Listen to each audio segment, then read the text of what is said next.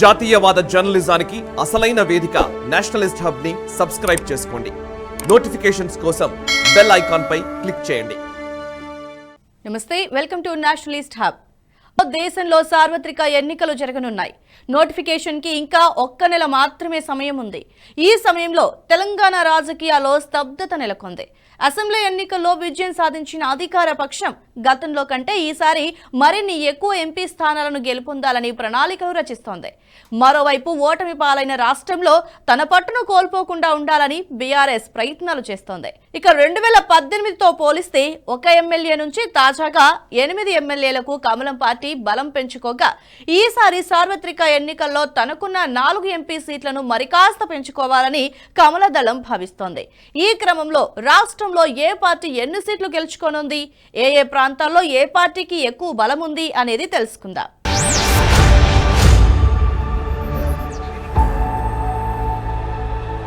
తెలంగాణలో అసెంబ్లీ ఎన్నికల తర్వాత రాజకీయ పార్టీల బలాబలాలు పూర్తిగా మారిపోయాయి. అప్పటి వరకు అధికారంలో ఉన్న బీఆర్ఎస్ ప్రస్తుతం నాయకులను కాపాడుకునే క్రమంలో బిజీగా ఉంది. ఎప్పుడు ఏ నాయకుడు కాంగ్రెస్ లో చేరుతారో తెలియని పరిస్థితి. ఈ నేపథ్యంలో కాంగ్రెస్ ఈసారి ఎలాగైనా ఎక్కువ సీట్లు తెచ్చుకోవాలని ఉవ్విళ్లూరుతోంది. ఇప్పటికే దేశంలో హస్తం పార్టీ పరిస్థితి ఆగమ్య గోచరంగా ఉంది. తెలంగాణలో అయినా కొన్ని ఎక్కువ సీట్లు దక్కించుకుంటే గౌరవప్రదమైన స్థానం ఉంటుందన్నది అధిష్టానం భావన. అందుకే హస్తం పార్టీ ప్రధానంగా తెలంగాణపై ఫోకస్ పెంచింది. కాంగ్రెస్ అగ్రనేత సోనియా గాంధీ వచ్చే లోక్సభ ఎన్నికల్లో తెలంగాణ నుంచి పోటీ చేయనున్నట్లుగా వార్తలు కూడా వినిపిస్తున్నాయి. ఇదే జరిగితే తెలంగాణలో హస్తం పార్టీకి ఇది బూస్ట్ ఇచ్చినట్లే అవుతోంది. నిజామాబాద్ పార్లమెంటు స్థానాన్ని సోనియా ఎంచుకోనున్నారని తెలుస్తోంది. కొద్ది రోజుల క్రితం హైదరాబాద్ లోని కాంగ్రెస్ కేంద్ర కార్యాలయం గాంధీ భవన్ లో జరిగిన పిఎస్సి సమావేశంలో తీసుకున్న నిర్ణయం ఈ వార్తలకు బలాన్ని చేకూరుస్తోంది. ఇక సోనియా గాంధీ తెలంగాణ నుంచి పోటీ చేయాలని ఈ సమావేశంలో ఏకగ్రీవంగా తీర్మానం చేసినట్లు కాంగ్రెస్ పార్టీ సీనియర్ నేత షబ్బీర్ అలీ తెలిపారు. గతంలో ఇందిరాగాంధీ మెదక్ స్థానం నుంచి పోటీ చేశారని ఆయన గుర్తు చేశారు. తెలంగాణ ఇచ్చిన తల్లిగా మీకు రుణపడి ఉంటామని సోనియా గాంధీని ఉద్దేశించి ఈ సమావేశంలో నేతలందరూ పేర్కొన్నారు. ఈ విధంగా కేంద్ర పెద్దలు సైతం తెలంగాణపై దృష్టి సారించారు. ఇక తెలంగాణ సీఎం రేవంత్ రెడ్డి పోటీ బీజేపీ కాంగ్రెస్ మధ్య ఉంటుందని చెప్పడంతో బీఆర్ఎస్ ను పక్కకు తప్పించినట్లుగా తెలుస్తోంది. తెలంగాణలో అసెంబ్లీ ఎన్నికలు, సార్వత్రిక ఎన్నికలు వేరుగా జరుగుతున్నాయి. ఈ క్రమంలో ప్రజలు రెండింటిని వేరుగా చూడటం మొదలుపెట్టారు. 2018 అసెంబ్లీ ఎన్నికలకు 2019 సార్వత్రిక ఎన్నికలను ఒకసారి గమనిద్దాం. 2018 అసెంబ్లీ ఎన్నికల్లో బీఆర్ఎస్ 88 సీట్లు గెలుపొంది అధికారాన్ని చేజిక్కించుకుంది. ఇక కాంగ్రెస్ 19 స్థానాలతో రెండో స్థానంలో ఉండగా 7 ఎమ్మెల్యే సీట్లతో ఎంఐఎం మూడవ స్థానంలో, బీజేపీ కేవలం ఒకే సీటుతో 4వ స్థానంలో నిలిచింది. అయితే 2019 సార్వత్రిక ఎన్నికల్లో ఇది పూర్తిగా మారిపోయింది. సార్వత్రిక ఎన్నికలు ముఖ్యంగా దేశ రాజకీయాల ఆధారంగా జరుగుతాయి. కేంద్రంలో ఏ పార్టీ ఉంటే బాగుంటుందనే విషయం అంచనాలోకి వస్తుంది. గత సార్వత్రిక ఎన్నికల్లో దేశమంతా మోదీ మానియా ఉంది. ఇక ప్రతిపక్షాల్లో ఏ పార్టీకి ఆదరణ లేకపోవటం, ముఖ్యంగా కాంగ్రెస్ కి కనీస ప్రజా మద్దతు కూడా లేదు. ఈ ప్రభావం తెలంగాణలోనూ స్పష్టంగా కనిపించింది.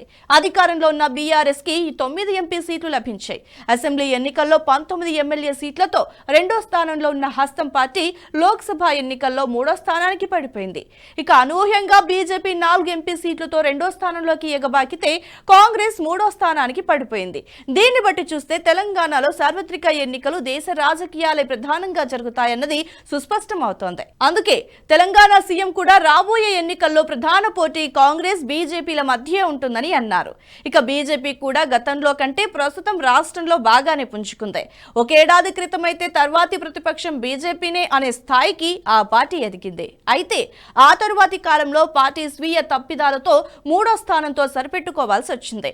అందులోనూ 13.8% ఓట్లను సంపాదించుకుంది. ఉత్తర తెలంగాణలో కమలం పార్టీకి బలమైన పునాదులే ఉన్నాయి. అసెంబ్లీ ఎన్నికల్లో గెలుపొందిన 8 సీట్లలో 7 ఉత్తర తెలంగాణలోనివే. ఇక్కడే నిజామాబాద్, ఆదిలాబాద్, కరీంనగర్ స్థానాలున్నాయి. ఈ ప్రాంతంలో బీజేపీకి మంచి పట్టు ఉంది. వీటిని అలాగే నిలుపుకోవడంతో పాటు మరిన్ని ఎక్కువ సీట్లను సంపాదించుకోవడానికి కమలం పార్టీ ప్రణాళికలు రచిస్తోంది. కొత్త అభ్యర్థులని రంగంలోకి దించడం కూడా ఈ ప్రణాళికలో భాగమే అని చెప్పొచ్చు. ఇక ముఖ్యంగా వరంగల్ నుంచి ఎంఆర్పీఎస్ అధ్యక్షుడు మందకృష్ణ మాదిగను పోటీ చేయించడం ద్వారా అక్కడి దళిత ఓటర్లపై గురిపెట్టేలా కమలం పార్టీ దృష్టి సారిస్తోంది.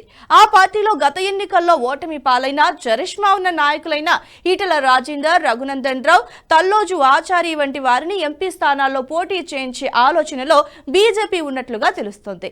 ఇక తెలంగాణపై అమిత్ షా ప్రత్యేక దృష్టి సారించినట్లుగా తెలుస్తోంది. కమలం పార్టీ ప్రధానంగా గెలుపు అవకాశాలున్న 10 స్థానాలపై దృష్టి సారించినట్లుగా పార్టీ వర్గాలు చెబుతున్నాయి. కమలం పార్టీకి ఈ ఎన్నికల్లో ఆయాచితంగా కలిసొచ్చే అంశం మరొకటి కూడా ఉంది. ప్రస్తుతం బీఆర్ఎస్ ప్రధాన ప్రతిపక్షంగా ఉన్నా కూడా ఆ పార్టీ బలం కాస్తంత సన్నగిల్లింది. అప్పటి వరకు కారు గుర్తుకు ఓటు వేసిన వారు ప్రస్తుతం ఆలోచనలో ఉన్నట్లుగా అర్థమవుతోంది.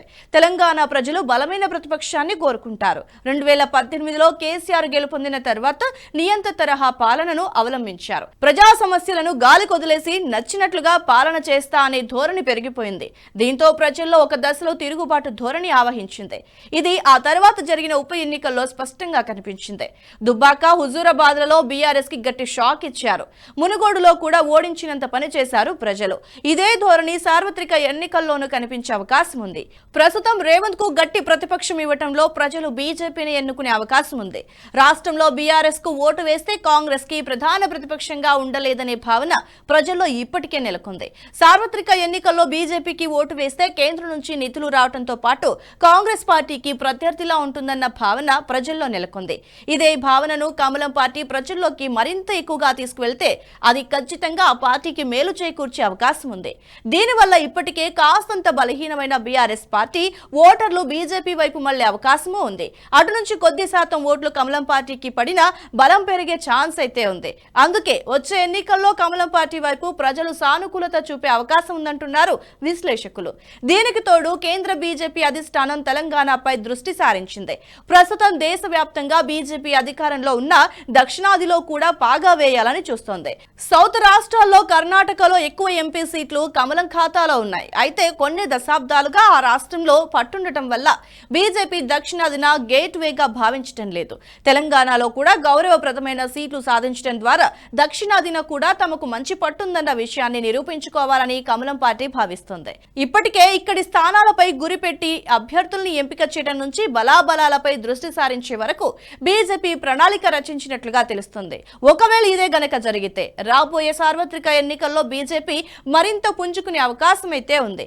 అదే సమయంలో కాంగ్రెస్ కూడా పుంజుకుంటుంది. ఈ రెండు పార్టీల మధ్య ప్రధానంగా పోటీ ఉంటుంది. అయితే ఎన్నికల వేళ ఏం జరుగుతోందనే విషయం తెలియాలి అంటే వేచి చూడాల్సిందే. ఈ వీడియో మీకు నచ్చినట్టయితే లైక్ చేయండి, 10 మందికి షేర్ చేయండి. అలాగే కామెంట్ల రూపంలో మీ అభిప్రాయాలను మాతో పంచుకోండి. Nationalist hub group of channels ను సబ్స్క్రైబ్ చేసుకుని తెలుగునాట జాతీయవాద జర్నలిజాన్ని ప్రోత్సహించండి. ఈ వీడియో కింద ఉన్న బెల్ ఐకాన్ పై క్లిక్ చేయడం మర్చిపోవద్దు.